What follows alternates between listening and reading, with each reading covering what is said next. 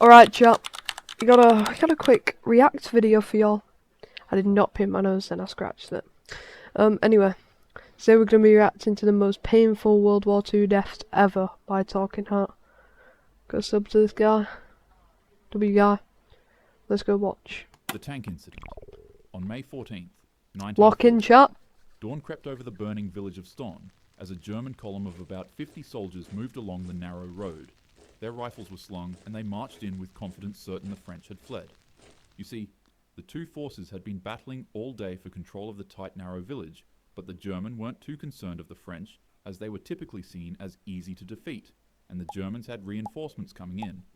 The 50 troops began to clear out the village, effectively covering the area in smoke and soot, making it extremely difficult to see. But just as the men were beginning to relax, that's when the smoke finally began to clear, revealing a 31-ton steel beast, Oh my. a couple meters away. Barely even a couple meters away. Yeah, they were cooked, bro. Look at... Yeah, they were finished. The fight was over before it even started. They brought a tank in World War II. Bro. Yeah, they were cooked. The German soldiers froze because most men at the time had never actually seen or dealt with a tank. They'd never even seen a tank before, bro. For them, this was like some modern machinery that they're just about to get killed by. Gosh darn. Face to face. And to add to their trouble, their anti-tank weaponry wasn't even set up yet. The men began panicking and tried to run away, but the only issue was that the village was a very, very narrow road. Backed between their own defences and the slowly moving tank, many of the men slipped on gravel and each other, falling in the road's ditches. Oh, and as you could that's guess, awful. The tank didn't stop. It crawled forward through the chaos, crushing weapons, bodies, and helmets beneath 30 tons of armor. Screams and grinding metal merged into one long, terrible noise. When it finally passed, the road behind was painted red and silent. The Germans who had witnessed the event fled in horror, and that single French tank went on to destroy two other enemy German tanks and reoccupy the town's control. Probably been in this position But before. alright. You're playing your favorite Roblox game, and you want to spend some Robux so that you can take... Bro, that's awful. Imagine getting crushed by a tank, bro. Imagine just seeing a tank. Imagine a tank just slowly coming towards you. Bro. That's so bad. Breaking Bad. The man's team was Breaking Bad completely ambushed incident. by the Soviets.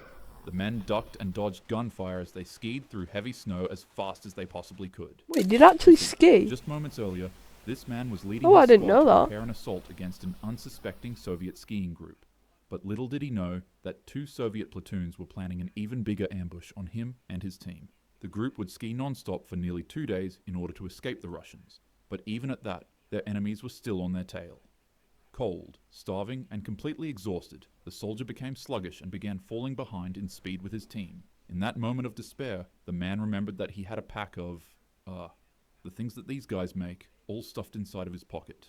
The man Crystal tried meth. to take just one, but due to his big mittens and violently shaking hands, he decided that it'd be easier to consume the entire container. Oh my Instantly, God. a surge of energy overcame the man. He was no longer cold, hungry, or tired. And he began skiing like a literal lunatic. Then he blacked out. Horrifyingly enough, even though the man was completely unconscious, he still kept skiing. The man woke up in the middle of nowhere with no food, weapons, or supplies. And, he also realized that he accidentally left his team behind. He kept skiing, eventually stumbling across the camp of enemies he and his team were literally running away from. Instead of avoiding them, the man was manic. He didn't care, and he skied right through the middle of the enemy's camp with some of the Russian soldiers, even Oh my making room God. for him. And he kept skiing without food, shelter, or teammates for 7 days. Eventually, in his deluded state, the man found his team's camp. He stepped inside searching for help and warmth, and that's when he'd hear a click. In an instant, the man's vision went white. He had stepped on a landmine and nearly blew his leg off. Deeply wounded, the man got back up Jesus. and attempted to go inside one of the base cabins. But when he opened the door, he'd be welcomed to another untimely surprise. The man's body would be left to freeze in the snow for days.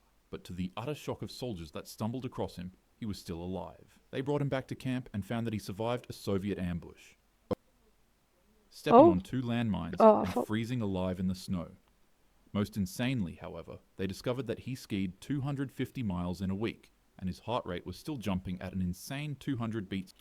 Wait, so he overdosed, skied for 7 days in the freezing cold, stood on a landmine, went for a German ambush, and he was still alive. 200 beats per minute, bro. Oh my god. Most battles in history are simply competitions of engineering, courage, and strategy. But luckily What the for hell? you can experience that same test of power with today's sponsor, Ah. Water. It's a command of nations battle tank wearing right at the helm. Later mode, you can do constant. It's available on iOS and Android, allowing you to take the battlefield to where a community of over 95 under for free. Pinned in How long is this ad? In the last 6 months, will also receive a massive bonus vehicle deco return, but it's just for a limited time only, so be quick. The Reptilian Incident. Reptilian In the final year of World incident. War II, the British Army launched an assault on Ramree Island, a remote outpost off the coast of Burma. Their goal was simple. They needed to capture the island's airfield and drive out the Japanese garrison entrenched in its mangrove swamps. After a pretty few days easy. of fierce fighting, the Japanese lines finally Well, it broke, doesn't actually. leaving nearly 1,000 soldiers stranded in the fetid marshlands. Surrounded and out of supplies, the remaining 1,000 Japanese soldiers were left with no other option but to flee through the swamps under cover of darkness so that they could retreat away. But what they didn't necessarily realize is that the mangroves of Ramree hid a huge reptilian nightmare. Beneath the waters of the marsh that the soldiers were trying to escape through no. waited an unbelievable amount of 20-foot saltwater crocodiles. Oh As the no. soldiers moved deeper and deeper into the muddy water, the night's silence broke out with chaos. British troops positioned along the perimeter later recalled hearing screams, splashes, and bursts of echoing throughout the swamp, followed by the guttural roars of the predators. Men were dragged into the deep waters of the swamp by the crocodiles. Heads were crushed by jaws. Some were torn to shreds, and others were swallowed whole by the beasts. When morning came, the swamp was silent. The British patrols found supplies half buried in mud, torn uniforms tangled in roots, and the heavy drag marks of massive reptilian tails. Out of the 1,000 so Japanese bad. soldiers who entered the swamp, only 20 came out alive. Only massacre- 20? The saltwater crocodile's got 980 kills. Gee whiz.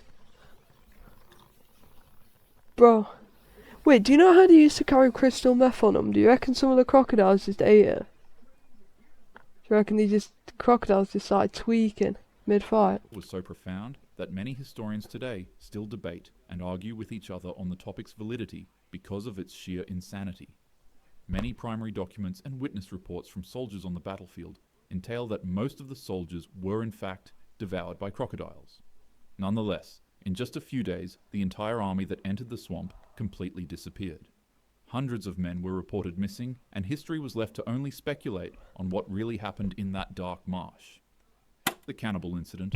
In 1941, a certain angry mustache man decided that it was finally time to invade the Soviet Union. Let's take a wild think. Who could this particular angry mustache man be? I'm not actually sure. He sought Leningrad, the birthplace of the USSR, Oh. and its second largest city with a booming population of 3 million people. The mustache man wasn't interested in just conquering the city. In his words, he wanted to obliterate it and wipe it off the face of the earth. However, after a couple of failed attempts to invade the city and destroy it, German generals decided to go with the original plan they were given, the starvation siege. Their forces swept from the south, while Finnish troops advanced from the north and closed around the city. Leningrad was officially encircled and trapped. For 872 days, they would be blocked off from water, food, supplies, and energy.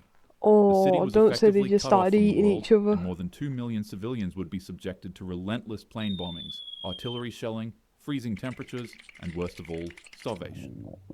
As the days passed on, civilians were given ration cards so that they could eat half of a bread slice each day. And to add to that, the bread wasn't really even food. Right, I know it's an ad and nobody wants to watch an ad, but talking, have you guys played the new Fortnite? It's actually pretty good. I actually kind of like it, the new Simpsons season. Thoughts on that being the next video? Let me know in the comments. Next video, Fortnite. I kind of want to do the Lulu game mode for a video. That'd be tough. That'd be very, very tough. Sugar, the bread the people were given to eat was mainly made of sawdust and animal feed. Nonetheless, it was still considered as one of the most valuable food items in the city. People withered away into walking skeletons on the streets, they burned books and furniture for warmth, and boiled leather belts for food. Jesus. But it wasn't enough. Families would be left with no option but to eat wallpapers, dirt, rodents, and even their own pets for survival. However, when that failed, starvation eventually broke the last barrier of human morality. On a freezing cold afternoon, a plumber at a packing plant was one of the first to commit the atrocity. He couldn't stand the state his sons and nieces were in, so when he found himself alone with his wife, he attacked her. In silence and secrecy, he turned her into food, then later on showed up to his children and nieces and told them that he found a stray dog on the street and harvested it for its meat for them to feed on. The kids were So he killed his wife, turned her into meat, and then fed it to him and his children. To be fair, in this situation, yeah, you're on the edge of death, you're withering away. Are you eating people? Me personally, I'm eating people. It's just, it's got to happen. Like, you can't just see people. You can't just see people every day just starving. You can't live like that. You can't survive. I'm eating someone. delighted I'm eating and they someone. began feasting on the food without knowing the horrific truth that they were feasting on their own mother. But surprisingly Oh, so bad. So enough, bad. majority of the starving citizens did not do this at all. A woman so skinny and weak would be mistaken as a corpse, and still, neither she or her husband wouldn't succumb to the same savagery. They clung to their dignity, and even though each day was a waking nightmare, the city of Leningrad refused to surrender to the Germans. After nearly 900 excruciating days of anguish, the siege was finally shattered in January 1944. Over 1 million people had perished in the devastating atrocity. The woman and her husband both survived the event, but unfortunately for them, they would lose one of their sons to a disease during the siege. No. However, 7 years later, the married couple would go on to have another kid, and that kid's name would turn out to be Let's Vladimir go. Putin. War is a horrible thing, and being a soldier is an excruciating task. But history... Bro, let's give a round of applause to the birth of Vladimir Putin. What am I doing? Right, just for reference, that was AI, that was not me. That was not me. I swear it wasn't me. AI is generated. wonderful because it shows us how we as a species can do better in the present. Always show respect to those who are courageous enough to stand up and defend their loved ones. And as usual, have a happy day. With that being said, remember to check out War Thunder and immerse yourself in the experience of what it feels like to be on the front lines of the battlefield. You and return a massive... He's still carrying on with this ad. W video. Oh, it's a squirrel. W video. W video. W video. How does the hat sound? Surviving a Soviet ambush, 2 landmines, and skiing 215 miles in a week is literal dashboard. Bro, you forgot to include about how he overdosed at the same time. Oh my god. It's funny how the ad meter says terrible still.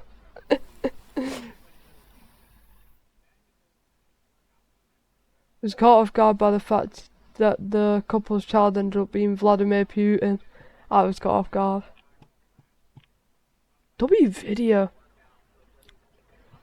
Go subscribe to our Talking Heart W video.